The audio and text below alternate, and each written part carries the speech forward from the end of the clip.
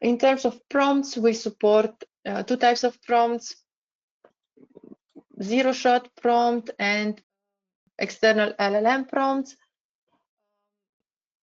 For external LLM prompts, we have different LLMs endpoints that we can integrate with, and the prompt that we can use for running the prompt in order to extract entities or to classify different parts of documents, right?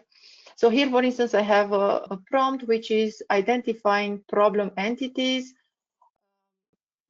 So this is the actual prompt. It's very similar to what you are probably writing with ChatGPT or Claude or Grok or other LLMs.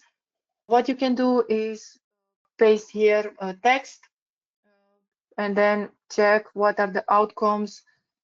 We'll see how the prompt works inside of the project. So as I said, we have two types of prompts for NER and for classification. I've added here two examples. Those will be available for you when you get access to the instance. This is how the classification prompt looks like. You just have the instructions, and then you have the classes, present or absent. In this case, I want to classify if the provided text contains or is explaining an adverse drug event which was observed by a patient during the administration of this treatment. Now, the reason why I have created those two prompts is because they are both relevant for the use case that I want to show.